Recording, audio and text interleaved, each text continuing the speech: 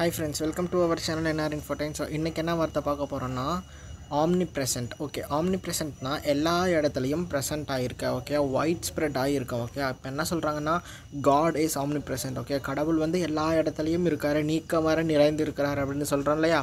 So அதுதான் அந்த God is omnipresent. ஓகேயா? omnipotent அப்படினா actually potential அப்படினாலே ஒரு ஆற்றல் எனர்ஜி அப்படினு அர்த்தம். ஓகேயா? சோ omnipotent அப்படினா அவங்களுக்கு எல்லா விதமான ஆற்றலும் இருக்கும், அவங்களால முடியாது அப்படின்னு சொல்ல முடியாது. ஓகேயா? ஸோ அதை தான் சொல்கிறாங்க omnipotent. ஓகேயா? God is omnipotent கடவுளால் முடியாதது எதுவுமே இல்லை, அவருக்கு எல்லா எபிலிட்டிஸும் இருக்கும். Okay, ability to do anything. Okay, அதுதான் வந்து omnipotent. நெக்ஸ்ட்டு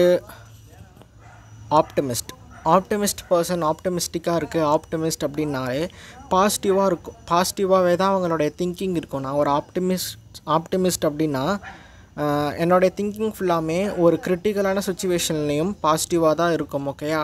ஸோ அதை தான் வந்து ஆப்டிமிஸ்ட் அப்படின்னு சொல்லுவாங்க. பெசிமிஸ்ட் அப்படின்னா அந்த ஒரு நெகட்டிவான நோக்கத்திலே இருப்பாங்க. ஒரு வேளை நம்ம போகாட்டி என்ன ஆயிருமோ, ஒரு வேளை நம்ம பரீட்சையில் ஃபெயில் ஆனால் நம்ம வாழ்க்கையை முடிஞ்சு போயிருமோ என்னமோ அப்படின்னு சொல்லி அவங்களுடைய திங்கிங் எல்லாமே பார்த்திங்கன்னா நெகட்டிவாகவே இருக்கும்.